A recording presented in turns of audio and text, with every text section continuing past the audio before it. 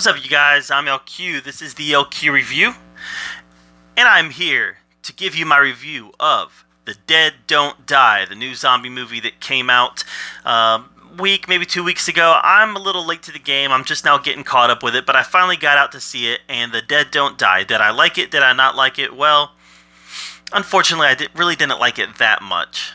It was okay. And okay is being pretty generous. I didn't care for it that much. Now, it does have a lot of critics who are singing its praises. A lot of critics really like this movie. And I can see why. There's some really strong performances in here. There's some really neat ideas as far as directions to take the zombie genre. But that being said, narratively, it wasn't that much fun. It didn't make a whole lot of sense. And there were a lot of wasted characters in this. I look at Rotten Tomatoes. The Rotten Tomatoes score on The Dead Don't Die is 53%. 53%. So about half the critics like it. About half the critics don't like it. So really, if you're looking at the critics score, you roll the dice and there's a 50-50 chance you're going to like this movie. I happen to fall on this side, the 50% that really just... it's a missed opportunity. So let's talk about it a little bit. First of all, the zombie genre has had lots of different genres that it has taken on. You know, we've had the zombie comedies with like Shaun of the Dead. We've had your straight zombie horrific movies, your 28 Days Later. We've had your zombie action movies like World War Z. We've even had zombie musical, Anna and the Apocalypse. We've had zombies, zombie romances. You look at Zombie Honeymoon, Warm Bodies. Zombies have permeated our culture since The Walking Dead came out about 10 years ago. And now even with The Walking Dead in decline, zombies are still permeating our culture. We're still getting zombie movies, zombie TV shows, zombie comic books, zombie video games. Everything is zombie. So it's all over our culture. And some of it's been good, some of it's been bad, and some of it's been kind of in between. This is kind of... I don't know, I just didn't really care for this, to be honest with you. And that makes me really sad to say it, because I do love ensemble movies, and this had a great ensemble cast. And the performances in this movie were actually really good. I'll get to those in a minute. But basically, the zombie outbreak happens in a small town.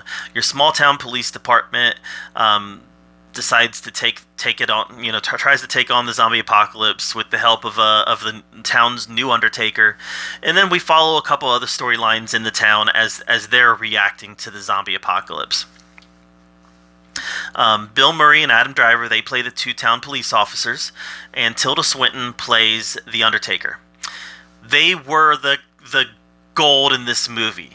Bill Murray, Adam Driver, Tilda Swinton, their characters, their performances, they were the gold in this movie. They were the fantastic pieces of this movie. They were the parts that critics are looking at when they say, yeah, this was a good movie. You can't argue with a critic who liked this movie based on those three performances, because these three performances were great. Bill Murray is always great. Adam Driver's really good. We know that. And Tilda Swinton, having the Ancient One in a zombie movie, using I don't know if it was a samurai sword or a katana or what kind of sword that she had, but using a martial arts sword to fight the zombies, that was comedy gold. Having the Ancient One there doing that. Now, this movie was filled with zombie tropes, first of all, okay? The gore... First of all, the gore in this movie was not nearly pushing the boundaries like we've seen in a lot of zombie movies. We see zombie movies these days that just push the boundaries of gore to the point where it can be a little distasteful. This did not do that. There was no point in this movie where I felt like, ooh, that's too much. That's too much. They went too far on that. But at the same time, when they did hit the gore, they hit it hard. And I don't know if I would call that a zombie trope, but it just... I don't know. There wasn't enough of it. There wasn't a lot of gore in this movie, so when they hit the gore really hard, it had a little more impact, and that might be a good thing. It might be a good thing. I'm just kind of talking out loud here, guys. That's very possibly a good thing in the fact that it hit harder, given the fact that there wasn't much in it.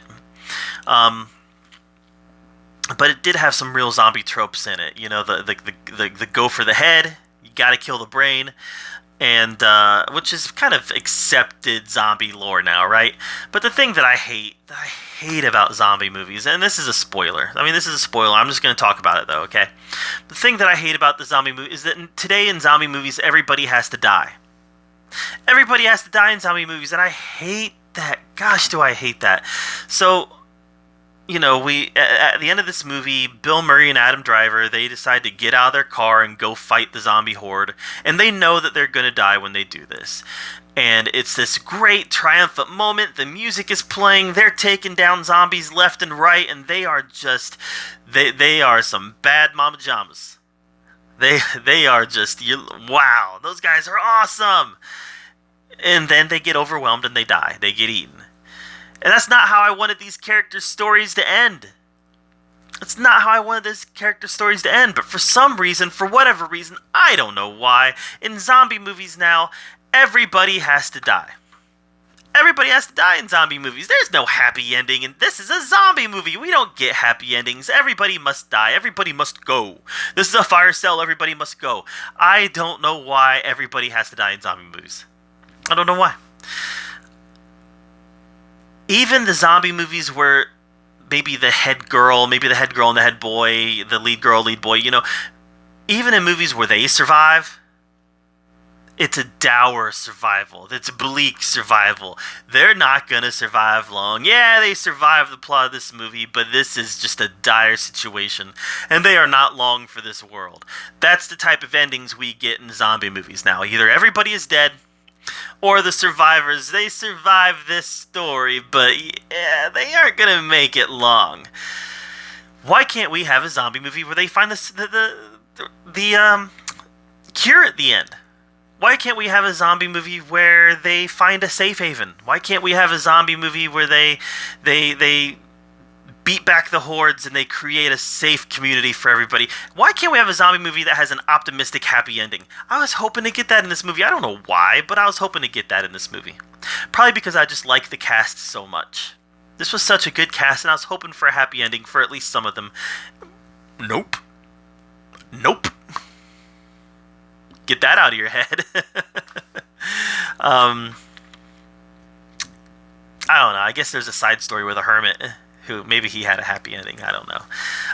You had a side story with Tilda Swinton's character also being the Undertaker, deciding to take on the undead. But this... there's also an alien side story to this. So not only do we have the undead, we also have an extraterrestrial aspect of this storyline. That I feel like they were trying to do something different with the zombie storyline, with the zombie genre. I didn't buy the whole extraterrestrial aspect of this. I didn't really like it. It felt kind of 1950s science fiction-y and just, I don't know, maybe that's what they were going for. But for me, it kind of took me out of the zombie mode, and I was like, what are they doing? This isn't working. That's what I was saying. I was thinking, this isn't working. And seeing Tilda Swinton get on the spaceship was fun and everything, but I was like, why? Her character was awesome, and now it's just kind of, why? So, and then Bill Murray's line, yeah, she always did remind me of an alien. I always did think she was an alien or something like that. That was kind of funny. But overall, the whole thing was just, the whole alien storyline, I was just like, why? We had enough going on over here. And to introduce this kind of throws everything else out of whack a little bit, for at least for me. The performances were great. Bill Murray was funny. Bill Murray was sympathetic. I mean, he's a cop at the end of his rope, at the end of his line, at the end of his career. You understood where he was coming at. On the flip side, the other side of that same coin, you had Adam Driver being a young cop. But his humor was, both of their humors actually, was very dry, very deadpan, very just kind of matter-of-fact, dry, deadpan humor. That's the best way to describe it. But it worked. It worked for these two characters, and their interplay was a lot of fun. The time that they spent together, and usually when you had Bill Murray in this movie, you had Adam Driver. When you had Adam Driver, you had Bill Murray. But the time they spent together was a lot of fun, and when they were on screen, this movie was working. Unfortunately, they did not have as much screen time as you would think. They had a lot of screen time, don't get me wrong, but not as much as you would think. Tilda Swinton was great. Like I said, the Ancient One killing zombies, chopping off heads with martial arts sword. A lot of fun. A lot of fun. I was smiling when she was on screen. I couldn't help but see the Ancient One. I probably never seen anything other than the Ancient One with her now, but it was a lot of fun having her kill some zombies. And the zombie effect was kind of cool. The zombie death effect was kind of cool, where they kind of dusted out. That was neat. There were some wasted performances in this movie, though. I gotta tell you guys, if you're gonna make an ensemble movie, use your ensemble. Use your ensemble. Bill Murray was great. Bill Murray he was the perfect person for that role. Adam Driver was great. He was the perfect person for that role. Tilda Swinton was great. She was the perfect person for that role. And then Danny Glover. Anybody could have played that role. You did not utilize Danny Glover in this movie. Selena Gomez. Anybody could have played that role. You did not utilize Selena Gomez in this movie.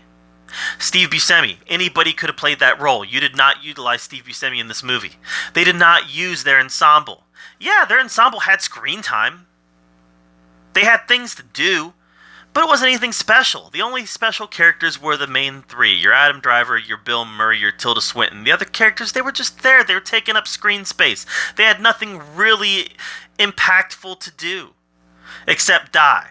That was what they had to do that was impactful, was be characters to die. And don't waste your ensemble. Use your ensemble. Give them something to do that only that actor can do.